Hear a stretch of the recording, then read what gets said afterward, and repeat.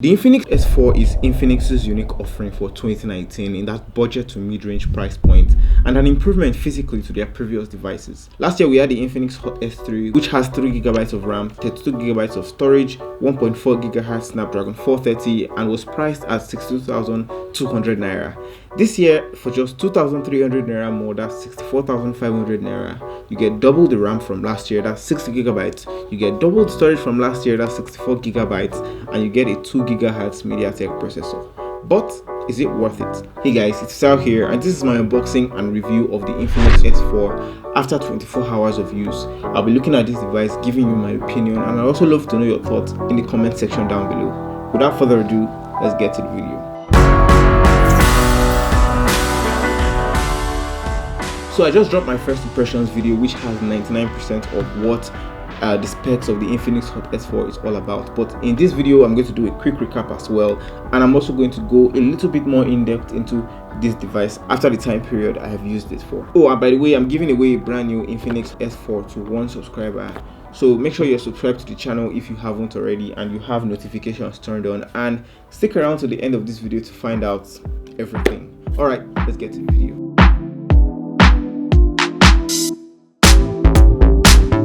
In the box, we've got the Infinix S4 itself, which we'll get to later. Underneath it is where we've got the gift box, which has the SIM ejector tool at the opening, and inside the gift box we've got the warranty card, a conformity card so that nobody gets arrested, the user manual, and an invitation card.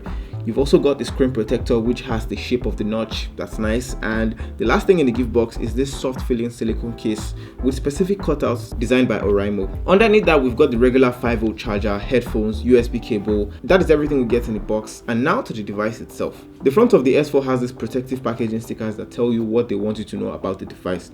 And when you take it off, we have the well-rounded glass up front, a 2.5D display, and when we take the wrap off the back, we have the polycarbonate back that also mimics the 2.5D glass at the front. And I have my variant here in Twilight Purple. I had the Nebula Blue in my impressions video, and as I said, there are three color options: blue, black, and purple.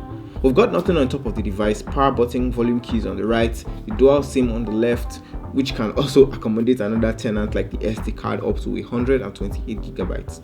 We've got the speaker grills, USB port, microphone, and headphone jack at the bottom. On the back is where we've got the triple camera setup, 13MP main shooter, 8MP depth sensor, and 2MP wide angle lens, quad flash, fingerprint sensor, and a minimal Infinix branding at the bottom of the back. Up front, we've got the 32MP selfie camera, IR sensor for face unlock, and the earpiece tucked away nicely up top. After about 7 seconds with the device, I discovered that it's a fingerprint magnet, and once you add the case to it, you wouldn't have to worry about that anymore. And not only that, it would surely protect the device so it feels much better. It took less than 2 minutes, that's exactly 1 minute and 41 seconds to boot this device up newly, and from there we're greeted with the latest XOS 5 Cheetah, which brings you newly designed icons. You also get these quick toggle settings to access the settings like screenshots, screen record, and your most important apps. You also get to add what you want to quickly access almost any app, but it's limited to 3 tools and 9 apps. You also get dark mode in the control center, AI box to help you control your phone's notifications. I must say that the feel in the hand is quite light but not very noticeable. To be specific, it's less than the common 11 Pro, and for context, the iPhone XS Max, which is also a 6.2-inch display, is much heavier. But once that case is added on it, all that lightweight goes out the window. Now, the display of this device is where people had a lot to say. It's still a 720p display and videos will still stream in the same quality, but the processor can help the S4 view natively in 1080p. Beyond that, I think the water drop notch is a nice touch, and I also think that it makes the device more attractive, if you will. The chain though is quite noticeable, and there's also the read mode, which helps make viewing easy on the eyes. As far as navigation goes, you've got 3 options: key navigation, which uses the normal capacitive buttons, and you also can interchange the multitasking and back button; gesture navigation, which completely hides the capacitive buttons and replaces it with swipe up gestures to go back, home, and also multitask. And lastly, we've got the mixed navigation, which I actually prefer. You can swipe up from the bar to get home, swipe up and hold to get to the multitasking, swipe right to flick through recent apps, and it can also have a standby back button, which you can place wherever you want. Other than that, the colors are clear on this device, but I still found myself wanting more from the display, and I don't think I'm alone here. My model is a 6GB variant with 64GB storage that goes for 64,500 Naira. Infinix also released a 3GB variant with 32GB option, which goes for 49,900 Naira. I don't know why they didn't just call it 50,000, but I think 49,900 Naira looks smaller. It runs on Infinix's XOS 5 Cheetah based on Android 9, and I must say that using this device actually felt smooth in the short while I've had it. We've got a fingerprint sensor on the back and it has face recognition, which are both fine. I like the fact that you don't need an additional swipe up to unlock. Battery on the device is 4,000 mAh and it comes with a regular charger out the box, which doesn't fast charge. At 52% when I was using this device, it still says I had up to 24 hours of standby. Sound quality on the device from the loudspeaker was quite loud but not very loud, and here's how it sounded.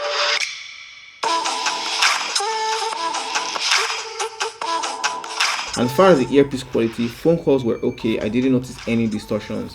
The S4 comes with an octa-core processor from MediaTek, specifically the Helio P22, and this processor helps power the 32MP camera up front specifically and the other cameras on the back, of course.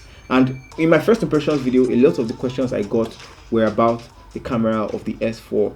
Without further ado, let's look into the camera. What exactly can these 4 cameras do? A quick look at the camera app on the main camera side. We've got the video mode, which can record up to 1080p, and this is interesting because this is a 720p screen. Like I said, view limit with the Helio P22s are 1080p, but I guess streaming is different. Next up, we've got the AI camera, which is the default main camera setup.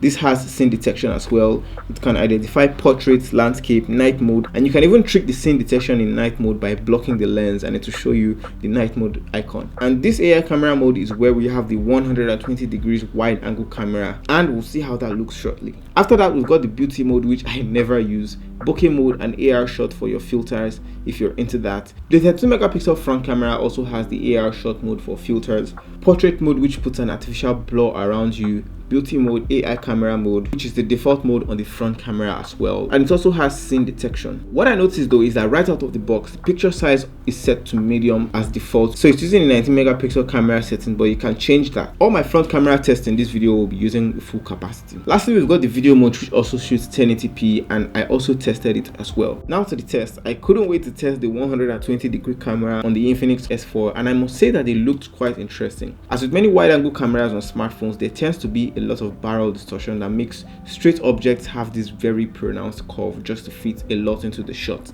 I found a good use case for the 120 degree camera inside the car when I could capture almost the entirety of the dashboard, whereas the regular camera just gives you what now seems to be a close-up. Selfies on the Hot S4 are also good on the regular AI camera, and when you move to portrait mode territory, you start to notice a little bit of artificial blur, and it's not perfect, and bokeh mode on the back camera looked a lot darker. In low light, however, we don't have a front-facing flash. Selfies with the screen flash seemed very discolored compared to the same lighting condition without flash. Alright, so this is how the S4 sounds.